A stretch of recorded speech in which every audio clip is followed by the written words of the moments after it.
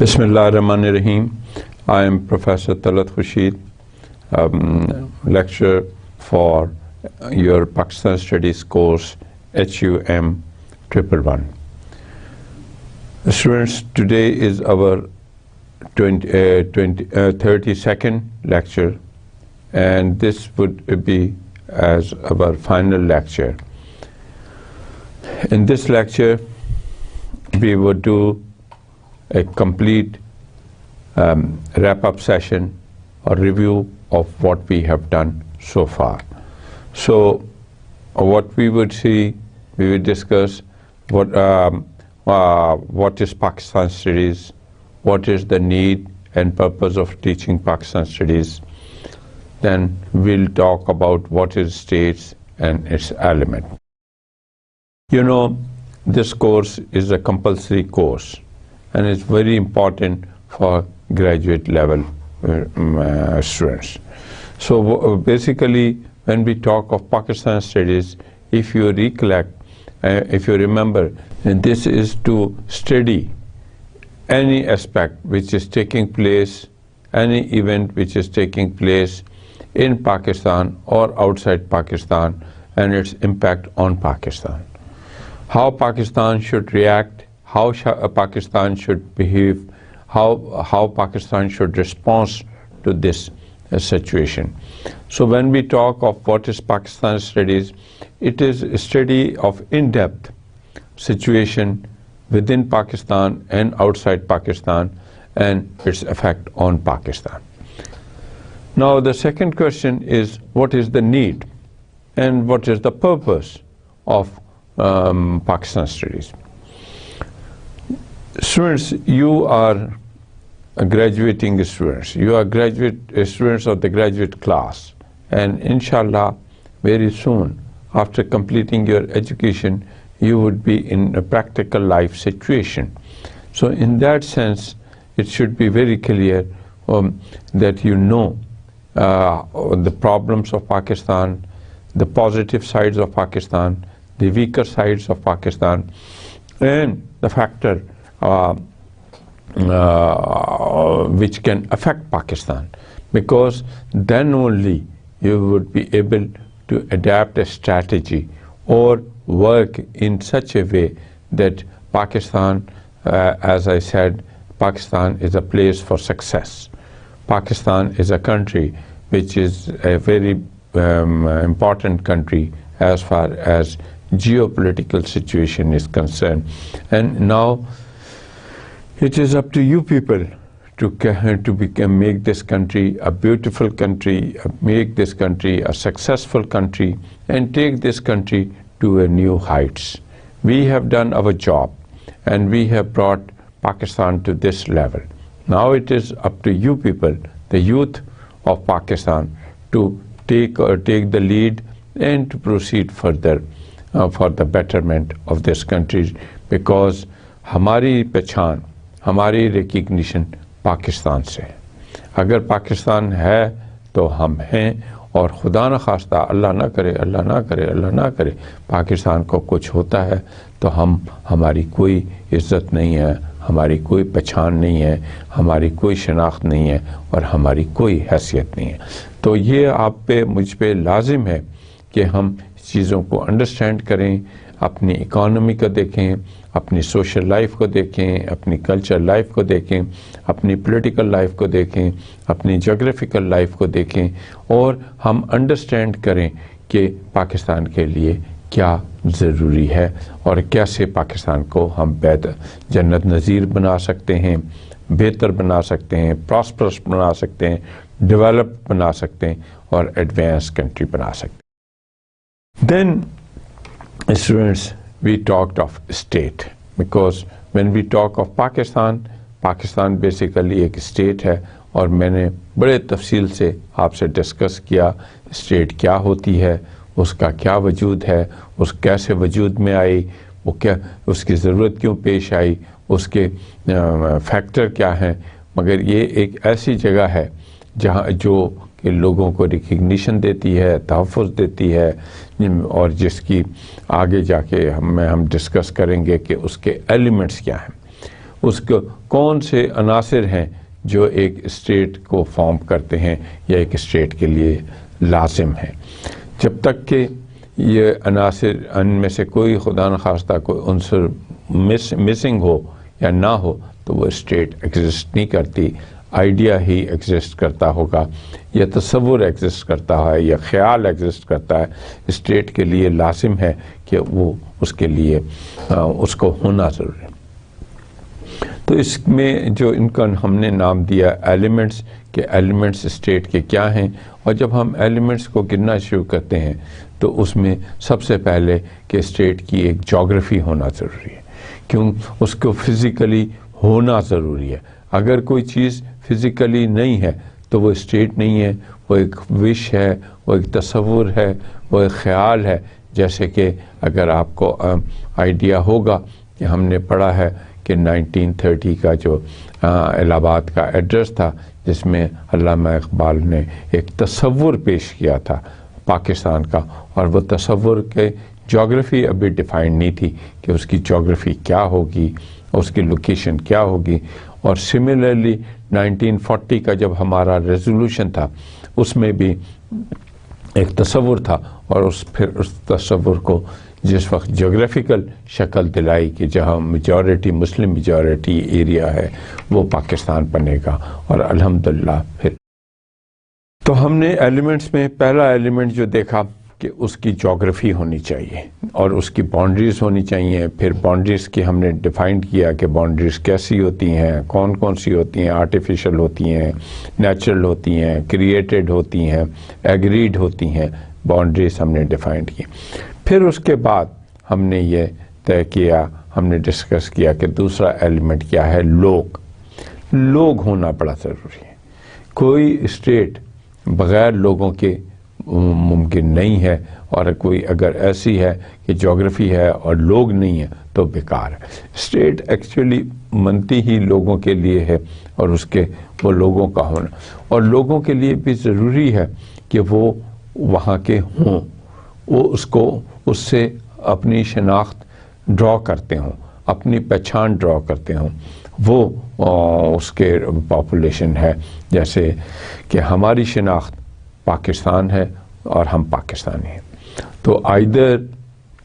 نیچرلائز یہ اس کو جو ہے یہ کیسے لوگ بنتے ہیں، کہاں سے آتے ہیں، یہ اس کا ایک نیچرلائزیشن کا پروسیس ہے کہ جیسے کہ ملک بنا اور جو علاقہ ملک میں شامل ہوا اور جو وہاں رہنا چاہتے تھے اور رہ رہے ہیں اور رہتے رہے وہ پاکستانی بن گئے. ایک تو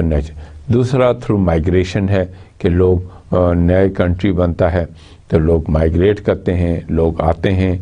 کسی دوسری، اور بعد میں بھی لوگ مائگریٹ کرتے ہیں. جیسے اس وقت لوگ امریکہ، کینیڈا، انگلینڈ، آسٹریلیا مائگریٹ کر رہے ہیں، تو اور وہ جا کے پھر امریکن شہری یا کینیڈین شہری ہو جاتے ہیں. تو second is through migration. Third is through birth کہ children are born of the parents who are Pakistani. In case of Pakistan کہ ہمارے ملک کے قانون کے تحت وہی بچہ پاکستانی ہو سکتا ہے جو پاکستانی پیرنٹ سے بورن ہو، اور ضروری نہیں ہے کہ وہ پاکستان میں بورن ہوا ہو، وہ دنیا کے کسی کونے میں بورن ہو سکتا ہے، وہ پاکستانی بن سکتا ہے. امریکہ میں اگر کوئی بچہ پاکستانی پیرنٹ سے بھی بورن ہوا ہے یا کسی بھی پیرنٹ سے بورن ہوا ہے، وہ اصولی طور پہ بائی برتھ وہ امریکن ہو سکتا ہے.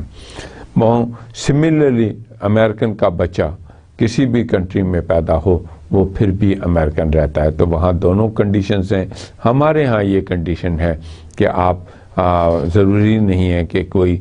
فارنر کا بچہ پاکستان میں پیدا ہو اور وہ پاکستانی بن جائے، تا وقت کہ وہ پاکستانی بننا چاہے اور پھر اس کا ایک پروسیجر ہے اس کے تحت بنتا ہے. And fourth is through asylum. لوگ پناہ حاصل کرتے ہیں، تحفظ حاصل کرتے ہیں اور کسی ملک کی شہریت حاصل کر لیتے ہیں جبکہ ان کو اپنے ملک میں خطرہ ہوتا ہے. تو یہ ایلیمنٹ سیکنڈ ایلیمنٹ ہے. Third is ideology. آئیڈیالوجی وہ نظریہ ہے، وہ پیمانہ ہے جس سے کہ انسان پرکھا جاتا ہے، پہچانا جاتا ہے، زیادہ تر لوگ پریکٹس کرتے ہیں، نظر آتی ہے، جو بلیف ہوتا ہے وہ آئیڈیالوجی ہوتی ہے. جیسے کہ ہماری آئیڈیالوجی اسلامک آئیڈیالوجی ہے، امریکہ کی آئیڈیالوجی کیپٹلسٹ آئیڈیالوجی ہے. تو ideology is a very important factor. Third factor is the ideology. Fourth factor can be a culture, کہ اس کا کوئی کلچر ہوتا ہے، اس کی کوئی شناخت ہوتی ہے، اس کی کوئی پہچان ہوتی ہے جس سے کہ وہ پہچانا جاتا ہے اور دوسرے ممالک سے مختلف ہوتا ہے.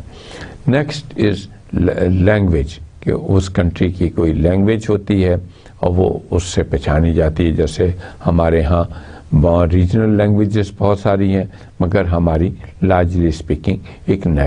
دو نیشنل لینگویج بھی ہیں. ایک آفیشیل ہے، گورنمنٹ کی لینگویج ہے، ایک پورے ملک کی لینگویج ہے. تو وہ then there has to be a government, اور گورنمنٹ کا ہونا ضروری ہے. اور پرائر ٹو گورنمنٹ اور prior to language and other thing there need to be constitution. Constitution is very important. Constitution کیا ہے؟ کانسٹیٹیوشن وہ مقدس کتاب ہے جس میں کہ ڈوز اینڈ ڈونٹس لکھے ہوتے ہیں، کہ کیا اس ملک میں کیا ہو سکتا ہے اور کیا نہیں ہو سکتا. وہ کانسٹیٹیوشن ایک وہ کتاب ہے جو ہمیں سب کچھ بتاتی ہے کہ ہم ایک اسٹیٹ میں کیا کر سکتے ہیں. Next to that is the government. اور گورنمنٹ میں نے آپ سے ڈسکس کیا کہ گورنمنٹ جو ہے بنیادی طور پہ 3 قسم کی ہوتی ہے. ایک پہلے انارکی تھی اور دوسری منارکی تھی، اور اب تیسری جو ہے ڈکٹیٹرشپ ہے، اور چوتھی جو ہے وہ ڈیموکریسی ہے. ماڈرن جو ہے وہ ڈیموکریسی ہے. ڈیموکریسی کی جب ہم بات کرتے ہیں تو ڈیموکریسی 2 قسم کی ہوتی ہے. ایک پریزیڈنشل فارم آف گورنمنٹ ہوتی ہے، ایک پارلیمنٹری فارم آف گورنمنٹ ہوتی ہے. ہماری جو ہے وہ پارلیمنٹری فارم آف گورنمنٹ ہے، امریکہ کی جو ہے وہ پریزیڈنشل فارم آف گورنمنٹ ہے. پھر ہم نے یہ دیکھا کہ گورنمنٹ کے 3 آرمز ہوتے ہیں، لیجسلیچر، ایگزیکٹو اور جوڈیشری. لیجسلیچر کا کام قانون بنانا، ایگزیکٹو کا کام قانون کو امپلیمنٹ کرنا، اور جوڈیشری کا کام انصاف مہیا کرنا. نہ صرف انصاف مہیا کرنا، انشور کرنا کہ قانون صحیح بنا ہے، قانون صحیح چل رہا ہے اور قانون میں کوئی سخم نہیں ہے، کوئی ابہام نہیں ہے. یہ ایگزیکٹو کا کام ہے، وہ جوڈیشری کا کام ہے. اور اسی سے میں گورنمنٹ جو ہے پھر وہ اپنا چلاتی ہے، ایڈمنسٹریشن چلاتی ہے، فارن پالیسیز چلاتی ہے، وہ ریلیشن شپ چلاتی ہے. پھر میں نے تفصیل سے گورنمنٹ ڈسکس کی تھی کہ گورنمنٹ کیا کیا. پھر اس کے بعد جو بڑا امپورٹنٹ ہے کنٹری کے لیے، اور وہ ایلیمنٹ آف اسٹیٹ میں ہے، اور اب یہ اس وقت ایک ماڈرن ایلیمنٹ آف اسٹیٹ میں مسٹ ہے، اور وہ اکانومی ہے. اکانومی کیا ہے؟ اکانومی سرمایہ ہے. اکانومی جس کے بیسس پہ دولت ہے، جس کے بیسس پہ کنٹری چلتی ہے. اکانومی ہماری ایکسپورٹس ہے، اکانومی ہماری امپورٹس ہے، اکانومی ہماری گروتھ ہے، اکانومی امپلائمنٹ ہے، اکانومی جاب ہے. یہ ساری چیزیں جو ہیں یہ اکانومی کا حصہ آتے ہیں. اور میجرلی اسپیکنگ جب ہم ایلیمنٹس آف اسٹیٹ کی بات کرتے ہیں تو یہ سارے اس میں شمار ہوتے ہیں. اب ہم ہسٹوریکل پرسپیکٹو آف پاکستان کی بات کریں گے، کہ پاکستان کی بات کریں گے کہ پاکستان کیسے معرض سے وجود میں آیا، کہاں پاکستان آیا اور کیسے ہوا. اس میں ہم نے ڈسکس کیا تھا کہ یہ ہندوستان جو تھا یہ بنیادی طور پہ ہندوؤں کا تھا، اور یہ ہندوؤں کا رولنگ کلاس تھی. اشوکا کی امپائر ہے. اس کے لیے تصور یہ ہے کہ یہ اور یہ ڈیمانڈ ہے کہ یہ it is a big landmass, اور انڈیا کا کلیم ہے کہ یہ ان کا ہے. بہرحال جب وہ آپس میں ان کے جھگڑے شروع ہو گئے، وہ ویکر ہو گئے، تو مسلمان کانکویسٹ آئے، مگر کانکورر آئے، مگر مسلمان کانکورر سے آنے سے پہلے جو سب سے پہلا مسلمان جو میں نے آپ کو بتایا تھا وہ 612 میں آیا تھا، اور وہ 612 میں نے آپ کو یہ بھی بتایا کہ وہ 7 سے 12 میں پہلا فاتح آیا تھا۔ محمد بن قاسم جو آئے تھے وہ فاتح کے طور پہ آئے تھے، جو آپ کی کتابوں میں پڑھا ہے، آپ نے دیکھا ہے، مگر ٹیکنیکلی اسپیکنگ وہ جو آئے تھے تو کس کی کال پہ آئے تھے؟ وہ ایک مسلمانوں کی کال پہ آئے تھے، پورس کے دور میں آئے تھے جب ان پہ ظلم ہوا تھا مسلمانوں پہ، اور وہ ان کے تو پھر ہیلپ کے لیے کال کیا تھا اور اس میں وہ آئے تھے۔ پرائر ٹو دیٹ 612 میں Muslims came and the Muslims came as a business man, as a trader, اور تجار کے طور پہ آئے تھے، کاروباری لوگ کے طور پہ آئے تھے، بزنس مین کے طور پہ آئے تھے۔ وہ لوگ آئے تھے کہ جنہوں نے یہاں آ کے تبلیغ کا سلسلہ شروع کیا، پریچنگ، اسلام کی پریچنگ کا سلسلہ شروع کیا، اپنی پریکٹسز کا شروع کیا، جس سے کہ مسلمان جو ہے اٹریکٹ ہوئے۔ اور پھر فائنلی ہم دیکھتے ہیں کہ جب مسلمان اسلام پھیلنا شروع ہو گیا تو اس میں بہت سارے ان کا بزرگوں کا کام ہے، ویریس اسکول آف تھاٹس ہم نے ڈسکس کیے تھے، اور اس میں شاہ ولی اللہ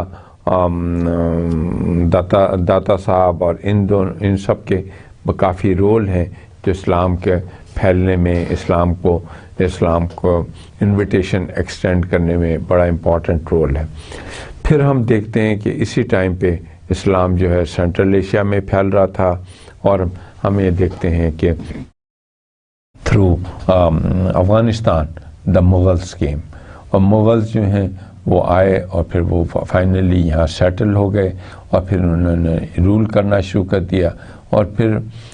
ہم نے یہ دیکھا کہ انہوں نے بڑا افیکٹو رول کیا، اور وہ تقریباً 800 سال تک اس علاقے کو وہ انہوں نے رول کیا۔ دوسری طرف برٹشرز جو تھے انہوں نے ایکسپینڈ کرنا شروع کر دیا تھا، اپنا بڑھنا شروع کر دیا تھا، اور اپنے دنیا میں کانکرسٹ کرنی شروع کر دی تھی۔ انہوں نے کوشش کی تھی کہ انڈیا میں بھی آئیں، مگر ان کو ناکامی ہوئی تھی، کیونکہ ٹیپو سلطان جیسے بہادر لوگ موجود تھے۔ اس سے پہلے ہم دیکھتے ہیں کہ کروسیڈز ہوئی ہیں، صلیبی جنگیں ہوئی ہیں، اور پھر انہوں نے ایک بڑی چالاکی سے ایک کمپنی بنائی جس کو کہ ایسٹ انڈیا کمپنی کہا، اور وہ ٹریڈرز کے طور پہ آئے، اور ان کے سامنے وہ مسلمانوں کا جو آنے کا سلسلہ تھا وہ ان کے سامنے آیا تھا۔ تو جب وہ ٹریڈرز کے طور پہ آئے تو انہوں نے یہاں اپنے آپ کو اسٹیبلش کرنا شروع کر دیا، اور وہ جو اپنے ٹریڈنگ کا سامان منگاتے تھے اس میں آرمز، امونیشنز اور تمام ایسی چیزیں لائے جس سے کہ مطلب حکومت کو نقصان پہنچانا شروع کریں۔ انہوں نے جو امپورٹنٹ کام کیا وہ یہ تھا کہ انہوں نے لوگوں کو برائب کرنا شروع کر دیا تھا، لوگوں کو جابز پرووائڈ کرنی شروع کر دی تھیں، تحفے طوائف دینے شروع کر دیے تھے، اور میر جعفر اور میر صادق جیسے بندے بنائے تھے جو سراج الدولہ کے خلاف کھڑے ہو گئے، بغاوت کی۔ سراج الدولہ کم مسلم رولرز تھے جنہوں نے کہ برٹشرز کو ٹف ٹائم دیا تھا، اور اس میں سراج الدولہ کا نام سر فہرست آتا ہے۔ دوسری طرف ہم یہ دیکھتے ہیں کہ مغل امپائر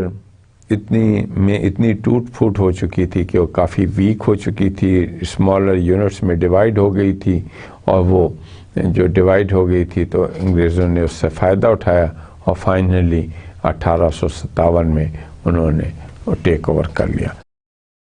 جب وہ ٹیک اوور کی بھی سٹوری آپ کو پتہ ہی ہے کہ وہ میوٹنی ہوئی تھی جس کو غدر کہتے ہیں، اور اس میں بلٹس کی جو کور تھا اس کو اتارنے کے چکر میں ہوا تھا کہ ہندوؤں کو کہا کہ گائے کی چربی سے بنا ہوا ہے، اور مسلمانوں کو کہا کہ یہ پورک کی اور جو سور ہوتا ہے جو مسلمانوں کے لیے حرام ہے اس کی چربی سے بنا ہوا ہے، تو جس سے کہ بغاوت ہوئی اور انگریزوں نے اس کا فائدہ اٹھایا اور فائنلی مغل امپائر کی فال ہوئی۔ برٹشرز جب آئے تو انہوں نے اپنا ایک ایڈمنسٹریٹو ریفارمز انٹروڈیوس کیے، اور ایڈمنسٹریٹو ریفارمز میں انہوں نے سب سے پہلے اپنا لینگویج انٹروڈیوس کی، اپنا کلچر انٹروڈیوس کیا، انہوں نے جابس اپرچونیٹیز، انہوں نے ملک کو جیوگرافیکل زونز میں بانٹا، ایڈمنسٹریٹو زونز میں بانٹا، اور وہ اس کا کنٹرول سنبھالا۔ کیونکہ انہوں نے جابس آفر کی تھیں تو پھر مسلمانوں نے انیشلی برٹشرز کو ریزسٹ کیا تھا، اور کیونکہ انہوں نے ریزسٹ کیا تھا تو مسلمان پیچھے رہ گئے، اور ہندوؤں نے فائدہ اٹھایا، کیونکہ ان کے لیے مسلمانوں کی غلامی اور انگریزوں کی غلامی ایک برابر تھی، اور اس لیے انہوں نے فائدہ اٹھایا اور وہ اس میں داخل ہوئے۔ وار آف انڈیپینڈنس ہوئی، میں نے آپ سے جو ابھی بتایا، اس کے بعد ہم جب برٹشرز نے کنٹرول کیا اور ریفارمز لائے تو ہندوؤں نے پوری کوشش کی کہ Hindi as a language introduce کیا جائے، نیشنل لینگویج، کیونکہ اس سے پہلے اردو نیشنل لینگویج کے طور پہ چل رہی تھی، اور اردو جو نیشنل لینگویج تھی وہ کہا جاتا تھا کہ یہ مسلمانوں کی زبان ہے، تو مسلمانوں کے خلاف نفرت کے طور پہ اس کو کیا۔ اس کے بعد ہم دیکھتے ہیں کہ مسلمانوں نے اس کو ریزسٹ کیا اور اچھے خاصا کلیش ہوا، اور as a result of that clash یہ چیز لاگو نہ ہو سکی۔ پھر ہم دیکھتے ہیں کہ سید احمد خان امرج ہوئے، اور انہوں نے انلائٹنڈ ماڈریشن والے آدمی تھے، انہوں نے پھر مسلمانوں میں شعور پیدا کیا، تعلیم کی طرف رجحان کیا، اینگلو عربک سوسائٹی قائم کی، محمدن سوسائٹی قائم کی، اور اس سوسائٹی کے تحت انہوں نے مسلمانوں کی تعلیم کا بندوبست کیا۔ وہ ادارہ فائنلی علی گڑھ یونیورسٹی میں شیپ اپ ہوا، اور اس نے فارمیشن آف پاکستان کے لیے بڑی مدد کی۔ لیٹ 19th سینچری میں 1886 کی بات ہے، ایک انگریز تھے، ان کا نام ہیومز تھا، انہوں نے گاندھی کو جو افریقہ میں تھے اور وہاں سے چھوڑ چھاڑ کے آ گئے تھے انڈیا، ان کو انسٹیگیٹ کیا کہ وہ اپنی لوکل پولیٹیکل پارٹی بنائیں، اور گورنمنٹ کیونکہ ریفارمز انٹروڈیوس کرنے چاہ رہی ہے تو اس میں اپنا حصہ ڈالیں اور لیجسلیشن کا پروسیس ہوں، تاکہ سیلف گورننگ کی طرف آپ جائیں۔ تو اس طرح کانگریس کی بنیاد پڑی، اور کانگریس کی جو بنیاد پڑی تو کانگریس کی نے ممبرشپ کھولی، اور جب کانگریس نے ممبرشپ کھولی تو کافی لوکل پاپولیشن نے اس کو جوائن کیا، اس میں مسلمانوں نے بھی اس کو جوائن کیا۔ دوسری طرف میں نے جیسے عرض کیا کہ برٹش گورنمنٹ ریفارمز انٹروڈیوس کر رہی تھی، اور ریفارمز میں انہوں نے یہ دیکھا تھا کہ بنگال جو ایک یونائٹڈ ون ایریا تھا، اس کے اپنے کافی ایڈمنسٹریٹو پرابلمس ہیں، اور اس کو ایڈمنسٹریٹو پرابلمس کے لیے انہوں نے اس کو دو حصوں میں ڈیوائیڈ کیا، اور ایک ایسٹ بنگال اور دوسرا ویسٹ بنگال۔ انیشلی جو ایڈمنسٹریٹو ریجن تھا وہ ویسٹ بنگال تھا، جو کہ پراسپرس تھا، جو ڈیولپ تھا۔ ایسٹ بنگال جو تھا وہ دور تھا اور وہ ویکر تھا، اس میں کوئی اسکول، کالجز، یونیورسٹیز بہت کم تھے، تعلیم کے مواقع، جاب کے مواقع، لا پریکٹس کے مواقع اور ڈیولپمنٹ کے ادر مواقع کم تھے۔ تو وہ جب یہ ایڈمنسٹریٹو ڈویژن کیا تو یہ اتفاق سے اس میں مسلمان زیادہ تھے ایسٹ بنگال میں، اور مسلمانوں کو فیلنگ ہوئی کہ ان کو عزت دی گئی ہے، تحفظ دیا گیا، اور اس کا بڑا انکریجنگ رسپانس آیا، اور مسلمانوں میں ایک اچھی فیلنگ ہوئی۔ اس کے بعد ایک وفد برٹشرز کیونکہ ایک ریفارمز انٹروڈیوس کرنا چاہتے تھے، میں نے آپ سے عرض کیا، تو ایک وفد برٹش گورنمنٹ کو ملا. اس کو شملہ ڈیپوٹیشن کہتے ہیں, اور انہوں نے خوشی کا اظہار کیا تھا, اچھا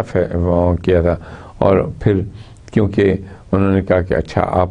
کوئی اپنی جماعت بنائیں, کوئی اپنا گروپ بنائیں, تو پھر ایک مسلم لیگ فارم ہوئی. مسلم لیگ بیسیکلی جو میں نے کہا آپ کو پہلے ہی بتایا تھا کہ ایک ڈرائنگ روم پارٹی تھی, ایک ایسی پارٹی تھی کہ جو لائک مائنڈیڈ لوگوں کی تھی, اور اس کی بنیاد میں اس کے لیڈرشپ میں بنگالیوں کا بڑا حصہ ہے, بڑا امپورٹنٹ یہ گروپ تھا. اور یہ ان کا بیسیکلی 3 پوائنٹ کا ایجنڈا تھا, اور وہ 3 پوائنٹ کا ایجنڈا میں سب سے پہلے یہ ہے کہ برٹش گورنمنٹ کو اعتماد میں لینا کہ مسلمان ہم کوئی ایسی پولیٹیکل ایکٹیویٹی نہیں کریں گے جو کہ گورنمنٹ کے اگینسٹ ہوگی. دوسری طرف کہ لوگوں کی ڈیمانڈ جو ہے گورنمنٹ تک پہنچانا کہ جی لوگوں کی کیا خواہشات ہیں,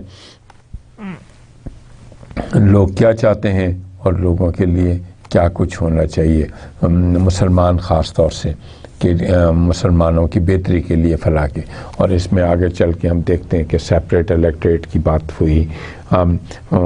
کچھ پروونسز کے پارٹیشنز کی بات ہوئی, جس میں کہ سندھ کی پارٹیشن کی بات ہے, بنگال کا تو پارٹیشن ہو گیا تھا,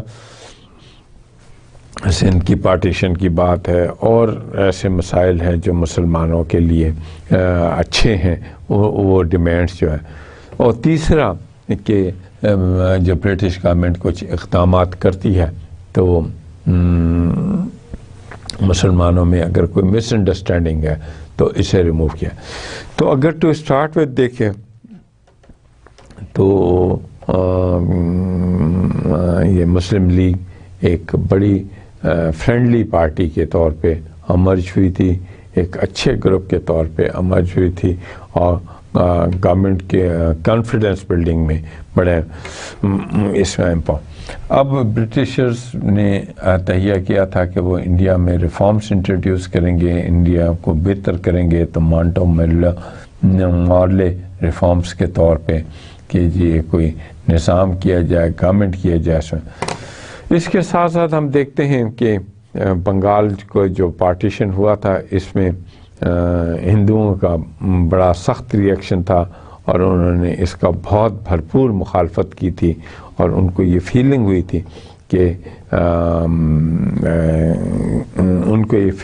تھی کہ یہ شاید مسلمانوں کو ایڈوانٹیج دینے کے لیے ہے, کیونکہ بنگالیوں کی بزنس افیکٹ ہو رہی تھی, ہندوؤں کی بزنس افیکٹ ہو رہی تھی, اور ان کو ویک کرنے کی بات ہے. تو انہوں نے پورا زور لگایا, اور میں نے جیسے آپ سے عرض کیا کہ کیونکہ ہندو نے برٹش سسٹم پہلے ایکوائر کر لیا تھا, تو وہ جاب میں بھی تھے, تو وہ گورنمنٹ میں افیکٹ کرتے تھے, اور فائنلی پارٹیشن کو ہم بنگال کو ختم کر دیا, اور ایسٹ اور ویسٹ بنگال جو کیے تھے ان کو پھر یونائٹ کر دیا. اس میں مسلمانوں کے لیے بڑا غم غصے کی لہر دوڑی, اور مسلمانوں میں جذبات بہت ابھرے, اور مسلمان بڑے انکمفرٹیبل اس سچویشن کے ساتھ فیل کیے, اور اس میں جو رفٹ تھی کافی بڑھ گئی تھی مسلمانوں کی اور ہندوؤں کی. تو اس میں پھر ہم دیکھتے ہیں کہ فائنلی لکھنؤ میں ایک پیکٹ ہوا, جیسے لکھنؤ پیکٹ کے نام سے جانا جاتا ہے, اور اس میں محمد علی جناح نے بڑا ایکٹیو رول کیا, کیونکہ جناح بیسیکلی کانگریس کے ممبر تھے, اور وہ مسلم لیگ کے بھی ممبر تھے, تو انہوں نے ایک بڑا امپورٹنٹ رول ادا کیا تاکہ یہ جوائنٹ ایفرٹ کے طور پہ دونوں کوششیں کریں گے کہ انگریز کو یہاں سے بھیجا جائے سب کانٹیننٹ سے, اور پھر ہم اپنا نظام اور لوکل لوگوں کا نظام اور لوگوں کا راج لا سکیں. دوسری طرف ہم دیکھتے ہیں کہ برٹشرز کی ایکسپینشن کی ڈیزائن چل رہی تھی, اور پھیلاؤ بڑھتا چلا جا رہا تھا کہ دیکھتے ہیں ہم کہ فرسٹ ورلڈ وار شروع ہو گئی. اور فرسٹ ورلڈ وار ایک لحاظ سے بڑی امپورٹنٹ ہے کہ برٹشرز نے کمپلیٹلی فیصلہ کیا کہ ہم انڈین سے سپورٹ حاصل کرنے کے لیے کہ اگر انڈینس ان کو سپورٹ دیں تو پھر وہ پولیٹیکل ایکٹیویٹیز ریوائیو کریں گے. اس لحاظ سے یہ بڑا امپورٹنٹ ہے فرسٹ میں دونوں ورلڈ وار مسلمانوں کے لیے بلکہ انڈینس کے لیے بہت امپورٹنٹ ہے کہ پہلی میں فیصلہ کیا گیا تھا کہ پولیٹیکل ایکٹیویٹیز ریوائیو کریں گے اور سیکنڈ ورلڈ وار کا رزلٹ جو ہے وہ partition of Indo Pakistan subcontinent ہے. تو یہ بڑا امپورٹنٹ ہے as far as world war concern. First world war میں انڈیا کو بہت زیادہ وہ برٹشرز کو بہت زیادہ سپورٹ چاہیے تھی اور یہاں کے لوگوں نے فوج نے فوجیوں کے طور پہ بڑی مدد کی اور اس میں برٹشرز کو بڑی کامیابی ہوئی. دوسری طرف ہم یہ دیکھتے ہیں کہ ٹرکی جو ایک مسلم ملک تھا اور خلافت تھی اور مسلمانوں کا لیے بڑا اہم تھا, اس میں اس خلافت کو ختم کر دیا گیا تھا اور وہ ایک مسلمانوں کے لیے بڑا دھچکا تھا اور مسلمانوں کے لیے ایک شرمانگیز بات تھی اور شرمناک بات تھی کہ یہ خلافت ختم کی گئی, جس کا انڈیا میں بہت بڑے پیمانے پہ ریئیکشن ہوا تھا اور بڑا سخت قسم کا ریئیکشن ہوا تھا. اور اس ریئیکشن کے رزلٹ میں مسلمانوں نے خلافت بچانے کے لیے تحریک چلائی تھی اور اس تحریک میں یہاں تھا کہ لوگ یہاں سے جائیں گے اور ٹرکی میں جا کے خلافت کو ختم کریں گے. کیونکہ میں نے آپ سے پہلے کہا تھا کہ وہ لکھنؤ پیکٹ ہو چکا تھا تو کانگریس نے بھی بڑے سپورٹ کیا اور کانگریس نے نان کوآپریشن موومنٹ چلائی گورنمنٹ کے اگینسٹ اور مسلمانوں کو سپورٹ کرنے کے لیے. یہ ایک بڑا پازیٹیو اقدام تھا انڈینس کو ایک دوسرے کو سپورٹ کرنے کے لیے, ہیلپ کرنے کے لیے. اور پھر لوگ اپنا ساز و سامان لے کے اپنے ماسٹ مائیگریشن کی اور ہم دیکھتے ہیں کہ وہ خیبر کے تک جب قریب تک پہنچے تو آگے سے برٹش گورنمنٹ نے انہیں روکا اور آگے جانے نہیں دیا گیا اور ان پہ ایکشن کیا اور پیچھے سے بھی ان کو مارا. اور کانگریس نے چلاکی سے اپنی سپورٹ جو ہے روک دی تھی اور وہ جو سپورٹ جو روکی تو پھر اس سے مسلمانوں کو بڑا نقصان ہوا اور یہ بڑی بری طریقے سے کرش ہوئی. کیونکہ برٹشرز نے پرومس کیا تھا کہ ریفارمز انٹروڈیوس کریں گے, پولیٹیکل ایکٹیویٹیز ریوائیو کریں گے, تو مسلمانوں کا وفد نے ایک لوکل بادشاہ سے ملاقات کی تھی اور وہ دہلی پروپوزل کے نام پہ کہا جاتا ہے کہ وہ انہوں نے کہا تھا کہ جی مسلمان کیا چاہتے ہیں اور ان کے لیے کیسے بہتر. کیونکہ لوکل پاپولیشن کسی نقطے پہ نہیں پہنچ رہی تھی, کسی مقام تک نہیں پہنچ رہی تھی, تو پھر ہم یہ دیکھتے ہیں کہ برٹشرز نے ایک وفد بھیجا, جس کو ایک گروپ بھیجا اور وہ ڈیسپریٹ تھے کہ جو انہوں نے پرومس کیا تھا پولیٹیکل ایکٹیویٹیز کو ریوائیو کرنے کے لیے اور سیلف گورنمنٹ کی طرف موو کرنے کے لیے, تو انہوں نے ایک وفد بھیجا اور جس کا نام سائمن کمیشن تھا. سائمن کمیشن کی ریکمنڈیشنز بڑی اسٹرانگ ریکمنڈیشنز تھیں اور وہ دونوں کانگریس نے اور مسلم لیگ نے ریجیکٹ کر دی تھیں اور اس کے ریکمنڈیشن کو کسی حال میں بھی ایکسیپٹ نہیں کیا. دین وی سی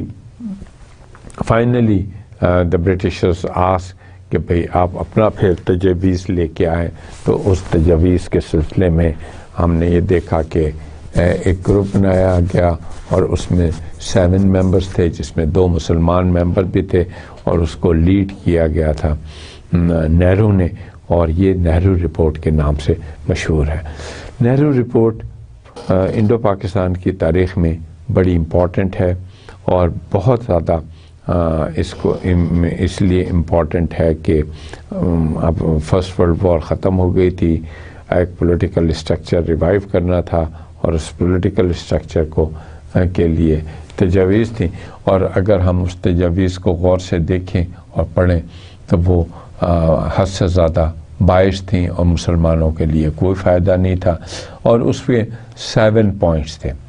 اور 7واں پوائنٹ جو تھا وہ وہی تھا جو کہ آج سے اس وقت سے تقریباً 60-70 سال پہلے ایک ایشو ریز ہوا تھا، جس کو ہم لینگویج کنٹروورسی کے نام سے کہتے ہیں، اور لینگویج کنٹروورسی میں یہ تھا کہ لاسٹ پوائنٹ یہ تھا Hindi would be the national language, Hindi مطلب ہے کہ انٹروڈیوس کیجیے، تو یہ ٹوٹلی ریجیکٹ کیا تھا مسلمانوں نے، اور اس کے جواب میں جناح صاحب نے 14 پوائنٹس دیے تھے which are popularly known as Jinnah's 14 point. Now please keep in mind کتابوں میں آپ کے بہت ساری کتابوں میں لکھا ہے، آپ نے پڑھا ہوگا Quaid Azam 14 points, then he was not Quaid Azam, he was then Jinnah, and those were very important points. اور وہ مسلمانوں کا ریئیکشن تھا، اور اس میں مسلمانوں کا لیے تھا کہ ان کے سیپریٹ الیکٹریٹ ہوں گے، اور کچھ پروونسز کا ڈیوائیڈ کرنے کا تھا، جیسے سندھ کو بامبے سے سیپریٹ کرنا تھا، اور باقی بھی اسی طرح سارے 14 نکات تھے جو امپورٹنٹ تھے۔ Congress immediately rejected Jinnah's 14 point, and on the other hand they imposed a condition کہ یہ نہرو رپورٹ کو 1930 تک امپلیمنٹ کیا جائے، ہی اور ایز اٹ از کیا جائے، ورنہ Congress would react to serious action. As a result of this علامہ اقبال کا ایڈریس ہے 1930 کا which is very important, and اس 1930 کے ایڈریس میں اقبال نے واضح طور پہ تصور سیپریٹ اسٹیٹ کا تصور دیا تھا، اور وہ تصور جو ہے بڑا امپورٹنٹ ہے۔ وہ تصور اس لحاظ سے امپورٹنٹ ہے کہ جنہوں نے کہا تھا، اب اقبال نے یہ کہا تھا جو الہ آباد میں جلسہ ہوا تھا کہ ایک سیپریٹ ہوم لینڈ بنائی جائے، اور مسلمانوں کے لیے ایک علیحدہ ہی مملکت جو ہے ہر بات کا سلوشن۔ اس کے بعد ہم دیکھتے ہیں کہ round table conferences, Britishers reforms introduce کرنا چاہتے تھے، اور اس ریفارمز کو انٹروڈیوس کرنے کے لیے ایک راؤنڈ ٹیبل کانفرنس لنڈن میں کال کی گئی، جس میں کہ تمام پولیٹیکل پارٹیز اور اسٹیٹ کے جو پرنسلی اسٹیٹ کے تھے 400 کچھ کے قریب، ان کے ریپرزنٹیٹیوز کو بلایا گیا، باتیں ہوئیں۔ کانگریس نے اس میں پارٹیسپیٹ نہیں کیا، اور بضد رہے کہ Nehru report as such implement کی جائے، اور ہم یہ دیکھتے ہیں کہ انہوں نے تقریباً نان کوآپریشن کی موومنٹ شروع کی دی تھی۔ گورنمنٹ کے لیے ڈیفیکلٹ کا ٹائم بھی تھا۔ جناح گئے تھے، جناح نے ایک اچھا وفد لے کے گئے تھے، جس میں امپورٹنٹ نام ہیں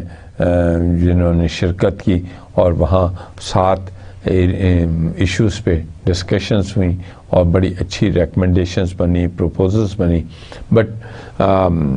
برٹشرز فائنلی فیلٹ دیٹ کیونکہ کانگریس نے شرکت نہیں کی تھی، تو کانگریس کی شرکت کے بغیر کچھ کام کیا گیا تو وہ انکمپلیٹ کام ہوگا، اور اس رزلٹ میں پھر لارڈ ایروین ایک تھے، وہ آئے اور گاندھی سے ملاقات کی، اور اسے کہا کہ نان کوآپریشن موومنٹ کو ختم کریں، اور وہ اس مسئلے میں گاندھی نے کنڈیشنز لگائیں، اور اس کنڈیشنز میں یہ تھے کہ سارے مقدمات ختم کیے جائیں گے، اور کوئی ریئیکشنری پالیٹکس نہیں ہوگی، جو کہ ایکٹس وہ آرڈیننسز بنائے گئے ہیں وہ ختم کیے جائیں گے اور کارکنوں کو رہا کیا جائے گا، ان کی سزائیں معاف کی جائیں گی. دس از نون ایز گاندھی ایروین پیکٹ.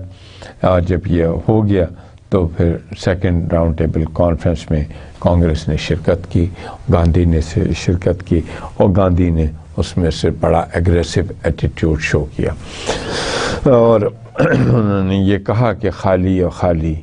ایک پولیٹیکل پارٹی ہے اور وہ کانگریس ہے، اور کانگریس کے علاوہ انڈیا کی کوئی پارٹی نہیں ہے، اور ہمارا حق ہے کہ ہم انڈیا کو رول کریں. Anyhow, this was not liked by the Muslims, and باقیوں کو اتنا ایکٹیولی پارٹیسپیٹ کرنے کا موقع نہیں دیا گیا. اور پھر تھرڈ راؤنڈ ٹیبل کانفرنس ہوئی تو اس میں پھر جنہوں نے پارٹیسپیٹ کیا اور باقی لوگوں نے پارٹیسپیٹ کیا، مگر اس کی ریکمنڈیشنز کوئی خاص نہیں بنی. فائنلی ان 1935 واٹ وی سی کہ برٹش گورنمنٹ نے اپنا ایک رول دے دیا، اپنا ایک ایکٹ بنایا جس کو کہا ایکٹ آف 1935. اور اس ایکٹ میں جو انڈیا کو گورن کرنے کا ایکٹ تھا، اس کو ایکٹ آف 1935 کہا تھا. اس میں دو حصے تھے، امپورٹنٹ تھے، کہ ایک فیڈرل پارٹ تھا اور ایک پروونشل پارٹ تھا. انڈیا کو 11 پروونسز میں تقسیم کیا گیا تھا، اور پھر اسی ایکٹ کے تحت پروونشل پارٹ پہلے امپلیمنٹ ہوا، کیونکہ فیڈرل پارٹ کا کراؤن نے، ملکہ نے اپنے لنڈن میں اسے ہی اپنے کنٹرول میں رکھا تھا، اور یہ جو پروونشل پارٹ تھا یہ امپلیمنٹ ہوا. الیکشن ہوئے، اور الیکشن میں 11 میں سے 9 صوبوں میں کانگریس کی گورنمنٹ بنی، اور خالی 2 صوبے میں، پنجاب میں اور بنگال میں، مسلمانوں کی گورنمنٹ بنے. یہ بات مائنڈ میں رکھیے کہ مسلم لیگ کی گورنمنٹ نہیں بنی. مسلم لیگ نے کوشش بھی کی، مگر اس کے باوجود بھی مسلم لیگ کی اپنی سیپریٹ گورنمنٹ نہیں بنی، اور مسلمانوں کی گورنمنٹ بنی، جیسے کہ پنجاب میں یونینسٹ کی تھی اور بنگال میں ایک پولیٹیکل پارٹی تھی، اس کی گورنمنٹ بنی، مسلمان گورنمنٹ بنی. اور کانگریس نے باقی صوبوں میں گورنمنٹ، کچھ میں اپنی فل فلیج گورنمنٹ تھی، باقی صوبوں میں اس کی کولیشن گورنمنٹ تھی. اور یہاں آ کے کانگریس کا صحیح چہرہ جو ہے، نمایاں چہرہ نظر آیا، اور وہ اس میں جو ہم دیکھتے ہیں کہ کانگریس نے اٹراسٹیز کمٹ کی، اور اس میں مسلمان جو ظلم و بربریت کا 26-27 مہینے ان کا رول رہا تھا، اور جو ظلم زیادتی اور بربریت کا بازار گرم کیا تھا، اس کے کوئی مثال نہیں ملتی. اور وہ سارا ایکشن جو ہے وہ مسلمانوں کے خلاف کیا. یہ بھی اللہ تعالیٰ کی طرف سے ہوتا ہے، اور اللہ تعالیٰ ایسی چیزوں سے ہمواریاں پیدا کرتا ہے. اور اس کے رزلٹ میں جو اٹراسٹیز کمٹ کی، جس میں بندے ماتم پڑھنے کے تھی، جس میں گاندھی کی ودیا مندر تحریک تھی، اور گاندھی کی تصویر کو سلوٹ کرنا تھا، اور مسلمانوں کو ری اپروچمنٹ کرنا تھا، اور مسلمانوں کا انہی علاقوں میں قتل عام ہوا، مسجدوں کے سامنے ڈھول بجایا جاتا تھا. آپ you name atrocity and that was come. اور above all, one thing which was very important is that in these provinces Hindi was introduced as a official language, because Congress کا ویو یہ تھا کہ جب تک کہ ہندی کو ہم آفیشیل لینگویج کے طور پہ انٹروڈیوس نہیں کرتے، اشوکا کا خواب، انڈین نیشنل گورنمنٹ کا تصور اور انڈیا کا تصور جو ہے انکمپلیٹ رہے گا. تو وہ اس لیے بہت لازم ہے. ناؤ کانگریس نے حد سے زیادہ اٹراسٹیز کمٹ کی تھیں، اور وہ مسلمان جو ہے بڑے دبے ہوئے تھے، ڈپریس تھے، فرسٹریٹڈ تھے، کیونکہ مسلم لیگ کوئی اچھی گورنمنٹ بنانے میں ناکام رہی، کسی جگہ بھی گورنمنٹ بنانے میں ناکام رہی، اس کو میجورٹی نہ ملی، اور جس سے کہ بڑی فرسٹریشن تھی۔ دوسری طرف بڑے امپورٹنٹ ہے، اور وہ امپورٹنٹ یہ ہے کہ سیکنڈ ورلڈ وار شروع ہو گئی تھی، اور سیکنڈ ورلڈ وار میں جاپنیز جو تھے انڈیا کے قریب تک پہنچ گئے تھے، اور امریکہ میں بھی پرل ہاربر کا سنا ہے آپ نے، وہاں تک ان کے فتح کر لیا تھا، جس سے کہ برٹشر اور اس کے الائی جو ہے بڑے گھبرائے ہوئے تھے، پریشان تھے۔ اور پھر ہم یہ دیکھتے ہیں کہ انہوں نے چاہا کہ انڈیا میں کچھ تھوڑا سا سکون آ جائے، پیسفل ہو جائے، اور انڈینز جو ہیں فل انہیں سپورٹ دیں، جیسے کہ انہوں نے فرسٹ ورلڈ وار میں دی تھی، اور ان کو ہیلپ کریں۔ کانگریس نے اس پہ خاصا ریئیکٹ کیا، اور برٹشرز نے حالانکہ پرومس کر دیا تھا کہ اس کے بعد ان کا کہ یہ ہمارا کوئی کام نہیں ہے، بلکہ انہوں نے جواب طلبی کی گاندھی نے کہ بھئی آپ ہمیں بتائیں، جواز پیش کریں کہ آپ نے یہ جنگ کیوں شروع کی، ہمیں کیوں ان سے نہیں پوچھا گیا، جس پہ کہ کانگریس میں برٹشرز میں بڑی برہمی تھی، اور اس کے رزلٹ میں گاندھی نے نان کوآپریشن موومنٹ شروع کی، اور جب وہ نان کوآپریشن موومنٹ شروع کی تو فائنلی برٹشرز نے لوکل جو گورنمنٹس تھیں، جو کانگریس گورنمنٹس تھیں، ان کو ختم کیا، اور جب وہ ختم کیا گیا تو مسلمانوں نے ڈے آف ڈیلیورنس منایا، یوم نجات بنایا، اور فائنلی واٹ وی سی از کہ then in 1940 a resolution was passed at Lahore Manto park جو کہلاتا ہے، جو امپورٹنٹ ہے، اور اس میں ایک مولوی فضل الحق تھے، انہوں نے قرارداد پاکستان پیش کی، اور وہ بڑا بہت اینول جلسہ تھا مسلم لیگ کا، اور وہ ایکسیپٹ کی گئی، اور وہ امپورٹنٹ تھی۔ اس کے ساتھ ساتھ ہم دیکھتے ہیں کہ چودھری رحمت علی تھے، انہوں نے ایک اسکیم پیش کی پاکستان کے، اور اس میں انہوں نے ان کا اپنا ایک رسالہ تھا ناؤ اور نیور، اور اس میں یہ کہا گیا تھا کہ یہ موقع ہے کہ ہم اب سیپریٹ ہوم لینڈ بنائیں، اقبال کے تصور کو۔ The Congress attitude was towards this war was very severe and very rough, and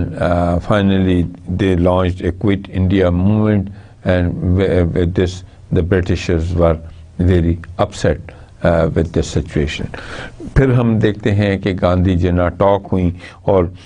یہ 1944 میں ہوئیں، اور انہوں نے کہا کہ کیسے چیزوں کو آگے چلیں گے۔ پھر فائنلی ویول آئے، اور وہ ایک وائسرائے تھے، وہ ایک پلان لے کے آئے جس کو نون ایز وائسرائے ویول پلان، اور پھر اس کے رزلٹ میں ہم فائنلی دیکھتے ہیں کہ سملا کانفرنس ہوئی، اور وہ Simla Quaid Azam took strong stand on the two issues, جو دو ایشوز اس میں ریز کیے گئے تھے، قائد اعظم نے اس پہ بڑے اسٹرانگ اسٹینڈ لیا۔ اور پھر دوسری طرف کیبنٹ مشن پلان آیا، اور پھر کیبنٹ مشن میں الیکشنز ہوئے اور برطانیہ میں، اور وہاں جب الیکشنز ہوئے تو اس وقت وہاں labour party return to power, اور لیبر پارٹی کا جو اپنا ایجنڈا تھا اس میں اس میں انہوں نے کیبنٹ مشن پلان بھیجا، اور اس میں تھا کہ یہ کیسے ڈویژن ہوگی، کیسے فارم ہوگی۔ In the mean time they interim governments form, پھر یہ طے کیا گیا کہ what would be the mechanism of transfer of power, and finally we see that there was a 3rd June plan، اس میں یہ طے کیا، مجھ سے پہلے یہ طے کیا گیا تھا کہ مسلم میجارٹی ایریا جو ہے وہ پاکستان کو ملیں گے، اور باقی جو ہے ہندو میجورٹی ایریا انڈیا کے پاس جائے گی اور پرنسلی اسٹیٹ اپنا فیوچر خود ڈٹرمن کریں گے. سو فائنلی ایکٹ آف 1935 بنا تھا، تو سوری انڈین انڈیپینڈنس ایکٹ 1947 تھا، اور اس کے تحت دونوں ملکوں کو آزادی ملی تھی، اور ان کو یہ چھوٹ دی گئی تھی کہ 1935 کا ایکٹ جو ہے وہ آپ 1 سال تک فالو کر سکتے ہیں، اور 1 سال کے اندر اپنا قانون بنا لیں، یا اس میں جو تبدیلی لانا چاہتے ہیں وہ لے آئیں، اور وہ لانے کے بعد آپ اپنا آئین بنا لیں، اور وہ ایک امپورٹنٹ ہے. So Pakistan was finally transfer of powers ہوئیں، اور فارمیشن آف انڈیپینڈنٹ اسٹیٹس بنی، اور اس میں جناب پاکستان کو بے تحاشا مصیبتوں کا سامنا پڑا، خاص طور سے جو ماس مائگریشن ہوئی، ڈویژن آف ایسٹس تھی، انڈس بیسن واٹر ڈسپیوٹس تھا، ایسٹس کا ڈسپیوٹ تھا، کشمیر میں اسٹیٹس جو تھیں، خاص طور سے کشمیر کا مسئلہ تھا، اور باقی بھی ایسے 3-4 مسائل تھے جو بڑے امپورٹنٹ تھے. Any how Pakistan has host of problems, اور وہ 3 جون پلان جو تھا، جس میں کہ آخر میں جو چینج کیا گیا تھا، باؤنڈری ایوارڈ جو چینج کیا گیا تھا، اس میں ہم دیکھتے ہیں کہ گرداسپور کو انڈیا کا حصہ بنا دیا تھا، جو مسلم میجورٹی ایریا تھا، خالی، اور کشمیر کو ایک راستہ دینے کے لیے. پھر ہم دیکھتے ہیں کہ finally initial days was full of problem. Karachi کو کیپٹل ڈکلیئر کیا گیا، اور آفیسز اسٹیبلش کیے گئے، ایڈمنسٹریشن کی گئی. دوسری طرف دیکھتے ہیں کہ ہم جناح صاحب کی صحت ڈیٹیریٹ کر رہی تھی، اور وہ مسائل بے تحاشا تھے، اور اس وقت ہمیں بڑا کلیئر نہیں تھا کہ ہمارا آئین کیا ہوگا، کیسے چلے گا. اور اس میں فائنلی کوئی 49 میں آبجیکٹیو ریزولوشن انٹروڈیوس کیا گیا تھا کہ مستقبل کا آئین کیسا ہوگا، ہمارا نظام کیسا ہوگا. اور مگر اس سے پہلے کہ کشمیر کی وار ہو چکی تھی، اور آدھا حصہ کشمیر کا آزاد کرا لیا گیا تھا، جس کو آزاد جموں اینڈ کشمیر کہتے ہیں. دوسری طرف جناح صاحب کی ڈیتھ ہو چکی تھی، جو کہ بڑی ہی ایک ویکیوم، جس نے ایک ویکیوم جنریٹ کر دیا تھا. جو یونینسٹ پارٹیز تھیں وہ مسلم لیگ کے ساتھ کوئی زیادہ کوآپریٹ نہیں کر رہی تھیں، اور خاص طور سے NWFP کے لیے الیکشن وہ ریفرینڈم ہوا کہ ان کو چوائس دی جائے کہ وہ کس کے ساتھ شریک ہونا چاہتے ہیں، اور مسلم لیگ نے وہاں بہت زیادہ کام کیا تھا، اور پھر نتیجہ پاکستان کے فیور میں نکلا، کہ جو کہ بہت امپورٹنٹ تھا. اس کے بعد ہم دیکھتے ہیں کہ 1952 میں 51 میں لیاقت علی خان کا مرڈر ہوا، اور اس سے بھی ایک پولیٹیکل ویکیوم جنریٹ ہو گیا. تیسری طرف امپورٹنٹ تھی کہ کیپٹل کیونکہ کراچی میں بن گیا تھا، اور جو مین رولنگ پارٹیز تھیں وہ بھی مسلم لیگ ہی تھی، اور بنگالیوں اور ویسٹ پاکستان کے لوگ تھے، تو بنگالیوں کو پراپر شیئر نہیں دیا گیا تھا، جس پہ کہ وہ بڑے اپسیٹ تھے. اور فائنلی جب جناح صاحب کی ڈیتھ ہوئی تو خواجہ ناظم الدین کو گورنر جنرل بنا دیا گیا. لیاقت علی خان صاحب پرائم منسٹر تھے، اور جب لیاقت علی خان کی مرڈر ہو گیا راولپنڈی میں، وہ ایک انکوائری میں آئے تھے، اور اس کے رزلٹ میں ان کا مرڈر ہو گیا. اور جب وہ مرڈر ہوا تو پھر خواجہ، یہ پاکستان کی پولیٹیکل ہسٹری کا سب سے بڑا ڈیلیما ہے کہ گورنر جنرل کے عہدے سے نیچے عہدہ ہوتا ہے پرائم منسٹر کا، اور خواجہ ناظم الدین اسٹیپ ڈاؤن کر کے as prime minister of Pakistan. اور اس میں غلام محمد کا بڑا حصہ ہے، جو کہ فائنانس منسٹر تھا لیاقت علی خان کی گورنمنٹ میں، اور وہ خود گورنر جنرل بن گئے، اور پھر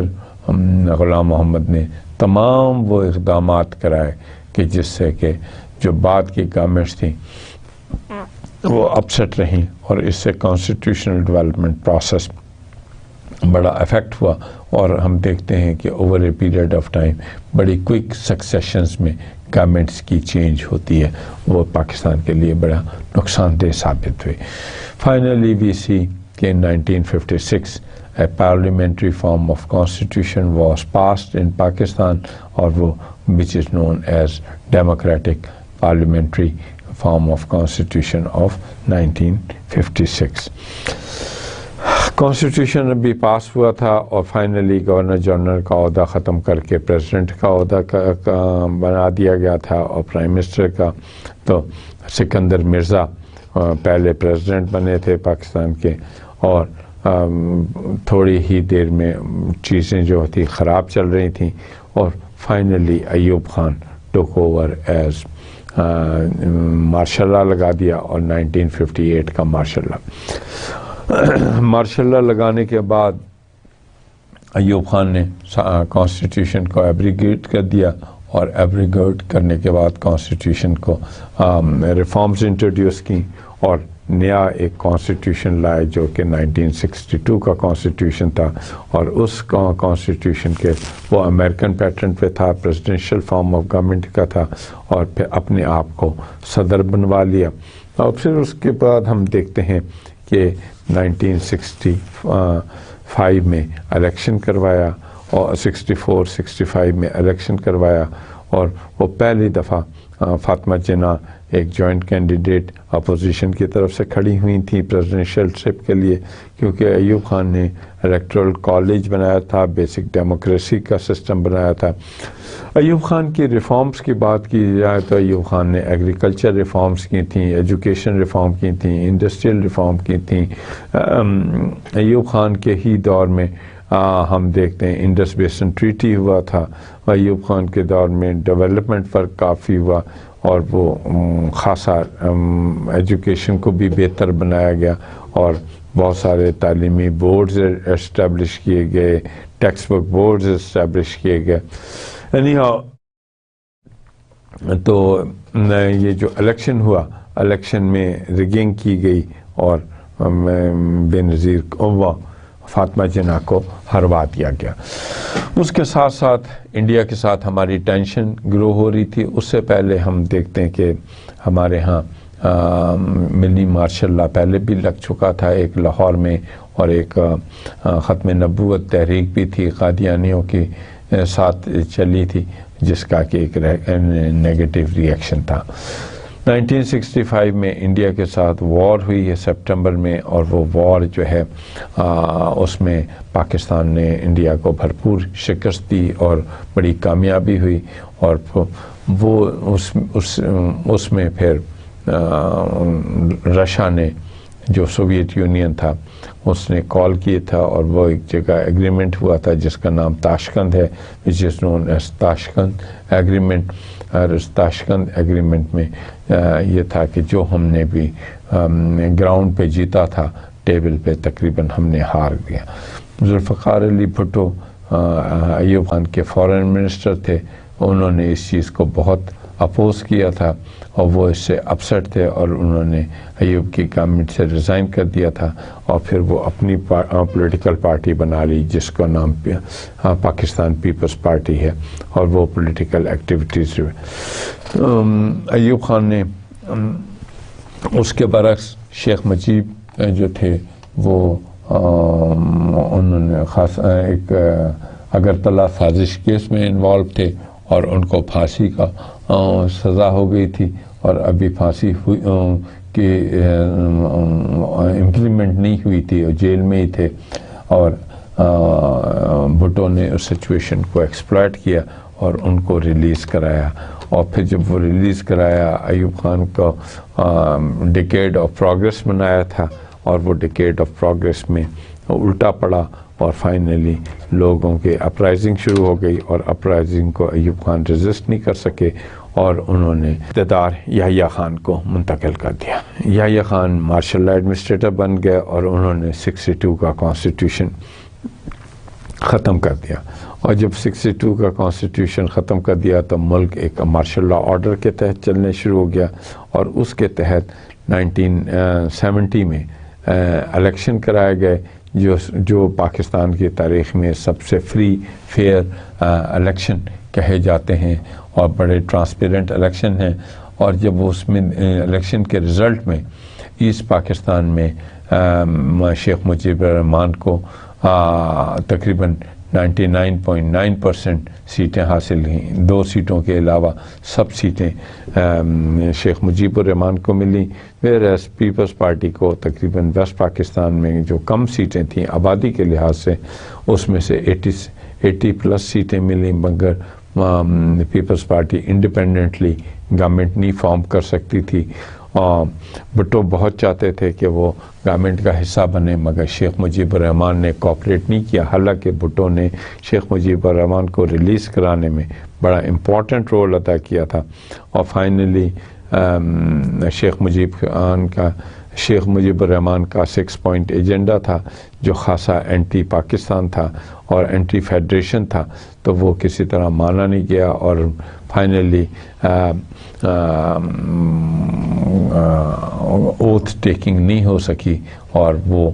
آرمی ایکشن ہوا ایسٹ پاکستان میں. اور آرمی ایکشن جو ہے اس میں انڈیا نے پھر لوکل پاپولیشن کی بڑی سپورٹ کی اور لوکل پاپولیشن نے بالکل کوآپریٹ نہیں کیا، اور finally that led to the fall of East Pakistan. And falling of East Pakistan means 94,000 soldiers surrendered جو انڈیا کے قیدی بنے، اور پاکستان کی تحصیل بہت بڑی اس میں تحصیل ہوئی. اب بھٹو نے اس زمانے میں بڑی کوشش کی، انڈیا کے ساتھ وار شروع ہوگی جو 71 کی جنگ کہلاتی ہے، اور وہ اس میں امریکہ نے بڑا ہمیں دھوکہ دیا اور ہمیں کہا کہ 7th فلیٹ آ رہا ہے، اور وہ نہیں آیا، اور وہ اس کی وجہ سے پاکستان اپنا ڈیزائرڈ رزلٹ وقت پہ حاصل نہیں کر سکا، تحفظ نہیں، and Pakistan has to surrender. Bhutto کو یحییٰ نے بھٹو کو بلایا اور پھر ان کو اقتدار ان کے because Bhutto was the majority leader in West Pakistan, تو اور جو موجودہ پاکستان ہے، اور ان کو پھر اقتدار ان کو بھٹو نے کی پالیسی جو تھی وہ نیشنلائزیشن کی پالیسی تھی. بھٹو نے بہت سارے اداروں کو نیشنلائز کیا، مگر سب سے بڑی بھٹو کے جو کامیاب ترین چیز ہے کہ بھٹو نے یونینمسلی ایک کانسٹیٹیوشن بنایا پاکستان کے لیے جو کہ ڈیموکریٹک کانسٹیٹیوشن ہے، جو کہ پارلیمنٹری فارم آف گورنمنٹ کے سے، and that is constitution of 1973، اور وہ الحمدللہ اب تک انٹیکٹ ہے. اس کے بعد ہم دیکھتے ہیں کہ 2 مارشل لا اور بھی لگے، مگر کیونکہ پاس سے ایکسپیرینس ہو چکا تھا، لرننگ ہو چکی تھی، تو کانسٹیٹیوشن کو اب ایبروگیٹ نہیں کیا. مگر یہ ہے کہ 2 مارشل لا ضرور آئے. بھٹو نے لاٹ آف ریفارمز انٹروڈیوس کی تھیں، بھٹو نے چینجز کافی لائے تھے. بھٹو اپنے ہمارے انڈیا کے ساتھ ایگریمنٹ کیا تھا، مڈل ایسٹ میں ہم بڑے پاپولر ہوئے، ایٹامک پروگرام کی لانچنگ بھٹو نے کرائی. بھٹو نے اسلامک امہ کا کانسیپٹ کیا، 2nd OIC کانفرنس بھٹو نے کرائی، اور Bhutto was a very popular leader. But elections ہوئے اور کیونکہ بھٹو ایک ڈائنامک لیڈر تھے، ایک لیڈر آف پاور تھے، تو بھٹو نے خاصے سیریس ایکشنز لیے تھے. اینڈ فائنلی وی سی کہ انریسٹ شروع ہو گیا، اور unrest has led to the fall of like Bhutto, اور ضیاء الحق نے مارشل لا لگا دیا، اور جب ضیاء الحق نے ماشاء اللہ لگایا تو انہوں نے اسلامائزیشن کا کانسیپٹ انٹروڈیوس کیا اور پھر اسلامک ریفارمز انٹروڈیوس کی، اور اسلامک ریفارمز میں جو امپورٹنٹ تھنگ تھی گلوبلی کہ افغان وار شروع ہو گئی، اور افغان وار میں پاکستان نے بڑا امپورٹنٹ رول ادا کیا. جو افغان وار میں رشینز کا انویژن ہو گیا تھا اور پھر ان کو پش بیک کیا. رشینز کو جو پش بیک کیا تو وہ اس کے بعد کوئی جو ساری دنیا سے عام سپلائی ہوتے تھے اس پہ ایک انکوائری شروع ہوئی، اور ایک اوجڑی کیمپ کا حادثہ پیش آیا جس میں کہ بہت تباہ کن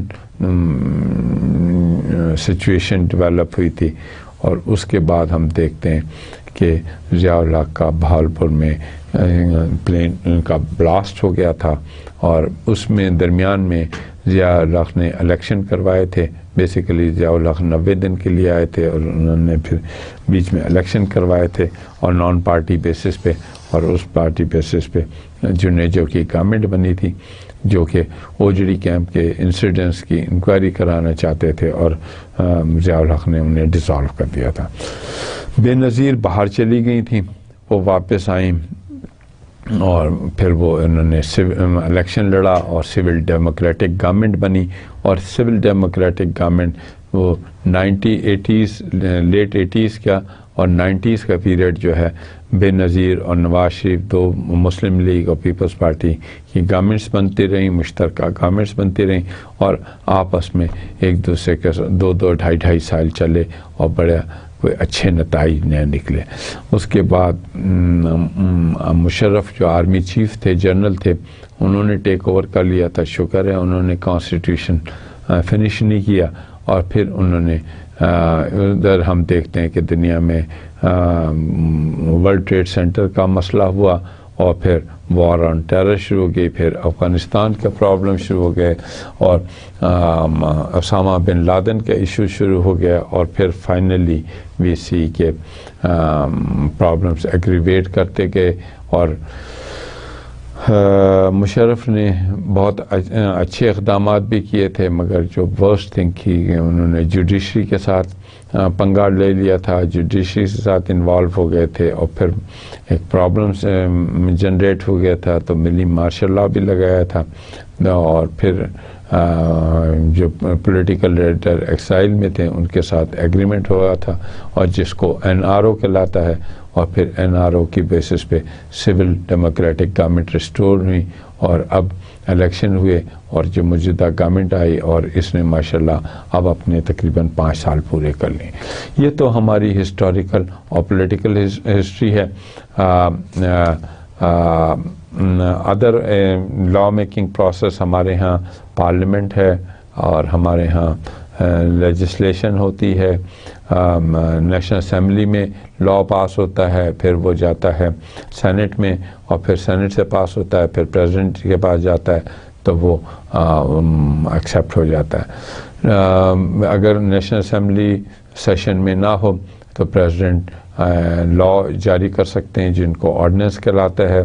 اور پھر اگلی اسمبلی میں اسے انٹروڈیوس کرنا ہوتا ہے، اسے بل کہتے ہیں، اور بل جو ہے جب پاس ہو جاتا ہے تو ایکٹ بن جاتا ہے. پاکستان کی اکانومی جو ہے ایگریکلچر بیسڈ ہے، انڈسٹریل بیس ہے، مائننگ بیس ہے، اور یہ ایکسپورٹ بیس ہے. اور یہ ہماری اکانومی جو ہے یہ آج کل بڑی کرائسس میں ہے، بیکاز آف گلوبلی بھی کرائسس میں ہے، مگر یہ ہے کہ we have a good agriculture base. Industrial base ہمارا سفر کر رہا ہے because of power shortages, because of other technological problems, اور مائننگ ایریا جو ہے بہت سارا ہمارا ان ایکسپلائٹڈ ہے، جس کی وجہ سے ہم سفر کر رہے ہیں. کلچرلی ہماری ایک بڑی پہچان ہے، اور ہماری جو سب سے بڑی پہچان ہے کہ ہم ایک اسلامک اسٹیٹ ہیں، ہماری ایک اپنی ریکگنیشن ہے. فارن ریلیشنز میں ہمارے ریلیشنز جو ہیں ویسٹ کے ساتھ سوئنگ کرتے رہتے ہیں، کبھی اوپر جاتے ہیں کبھی نیچے جاتے ہیں. مڈل ایسٹ کے ساتھ بھی بہتر ہو جاتے ہیں. انڈیا ہمیں ہمیشہ کنفرنٹ کرتا رہا ہے اور اب افغانستان کے بھی ایشوز ہمارے پاس آ گئے ہیں. تو فارن ریلیشنز میں ہمارے بہت سارے دوست بھی ہیں مگر ہمارے دشمن زیادہ ہیں, اور دشمن زیادہ ہیں وجہ یہ ہے کہ ہم ایک نیوکلیئر اسٹیٹ ہیں, ہم ایک اٹامک اسٹیٹ ہیں, ہم ایک میزائل ٹیکنالوجی والے اسٹیٹ ہیں, اور ایک جیو پولیٹیکلی ہم بڑی اسٹرانگ پوزیشن پہ ریسٹ کرتے ہیں, اور اگر ہم جس کو سپورٹ کریں گے وہی ورلڈ رولر ہوں گے. امپورٹنٹ فیوچر آف پاکستان انشاءاللہ بہت اچھا ہے اور بہت بہتر ہے, اور انشاءاللہ ہم چینجز لائیں گے, ہم ہی ہیں جو دنیا کو لیڈ کریں گے. So with this students, with this we have wrapped up the entire program, and I have given you an overall summary of what we have covered, what is expected of this course. Now, as a part of the requirement of this course, the course requirement is that there would be 4 quizzes, there would be 4 assignments, there would be 2 sessionals and 1 final exam. تو آپ یہ جب یہ course پڑھیں, دیکھیں جو کچھ پڑھایا گیا ہے, انشاءاللہ اسی میں سے کوئز آئیں گے, اسمال کوئزز ہوں گے جو آپ سے جو پڑھایا گیا ہے, جو میں نے لیکچر دیا ہے اس میں سے ہوگا. اسائنمنٹ بھی اسی کے ایریا میں سے لی جائے گی, اور پھر 2 آپ کے سیشنلز ہوں گے. سیشنل ایک امتحان ہوتے ہیں جن کا کہ تقریباً 15 نمبر کے ہوتے ہیں, اور 1 گھنٹہ ان کا ٹائم ہوتا ہے. سیشنل کا پہلا سیشنل 10 نمبر کا ہوگا, دوسرا سیشنل 15 نمبر کا ہوگا, اور فائنل ایگزام آپ کا انشاءاللہ 3 گھنٹے کا ہوگا, اور وہ 50 منٹ کا ہوگا. تو میں ایکسپیکٹ کرتا ہوں کہ اب آپ نے جو پہلے پاکستان اسٹڈیز پڑھی ہے اس سے ذرا مختلف پڑھیں گے اور آپ اچھا پرفارم کریں گے. With this I thank you for attending my sessions, and I wish you good luck for this course. God be with you. Thank you very much. Allah Hafiz.